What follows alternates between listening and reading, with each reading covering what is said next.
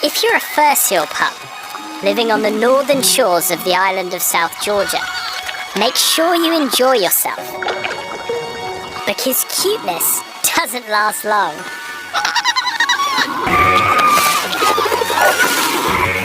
If you happen to be an adult male here, you're down to just 3 options. Give in, give up, or give it all you've got.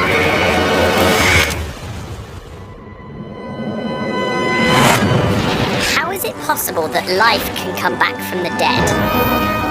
The island of South Georgia was the scene of one of the worst wildlife massacres in history. Species driven to near extinction, the whaling stations were abandoned.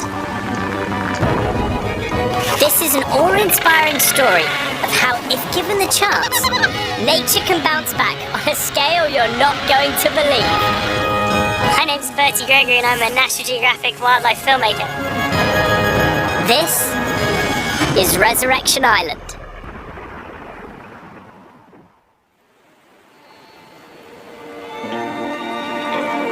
Not long ago here, the water ran red with the blood of Antarctic fur seals. From millions, only 400 survived. But today, the hunted have reclaimed their land, and with no less of an iron fist. Male Antarctic fur seals set up territories up and down the crowded beaches, with only one goal in mind: attracting the females. Only the strongest are able to hold a prized 10 square feet. And for male seals, it's a matter of life and death.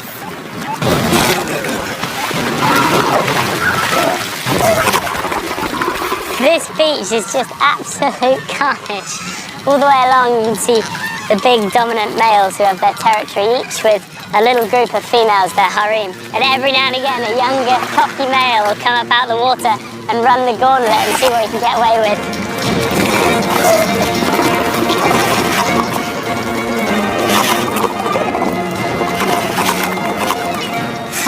It's a bad day for being small and weak. Territory-holding males can't risk leaving their patch, not even for food. They must fight for more than a month, all on an empty stomach. So if you've got your eye on a patch, wait until the end of the season, when he's completely exhausted, and you might just stand a chance.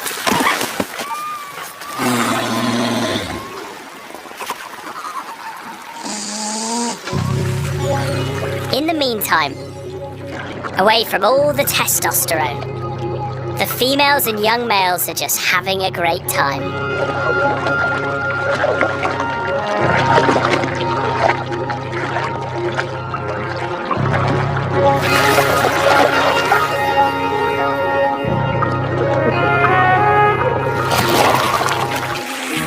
They're changing character, it's just amazing.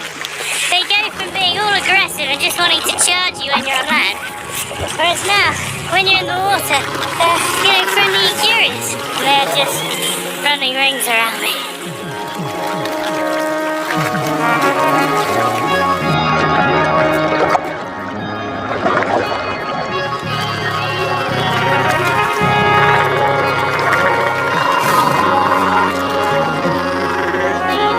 But it's time to go home and feed the pup. This female left her pup in no man's land, up the river, away from the brutality of the beach.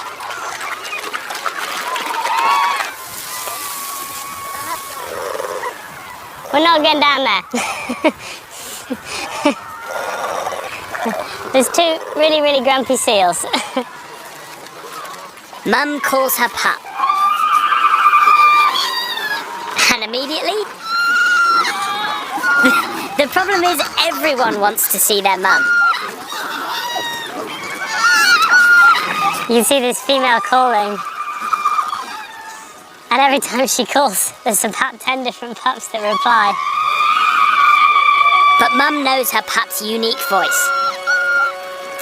And if there's any doubt, a quick sniff will make sure it's her little one.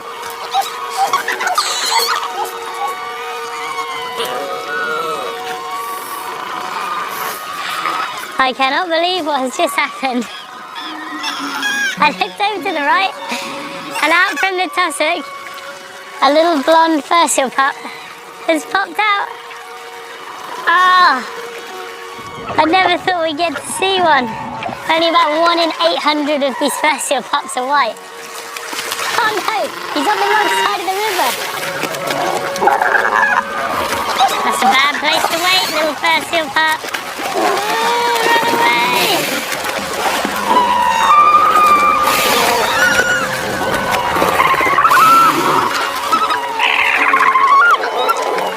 Fortunately, he's a tough little pup.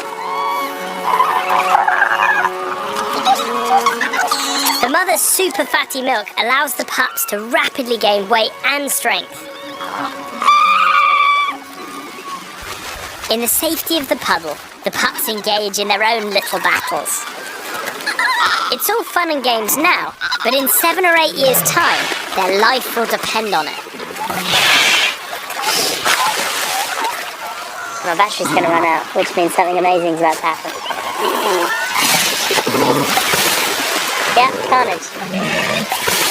Lovely.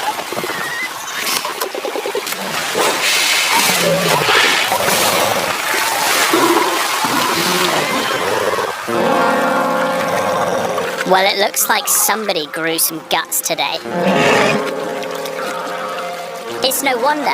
Competition is so fierce that most males will never breed. And those who do may only hold their beach for a single season in their entire lives. It's either now or never.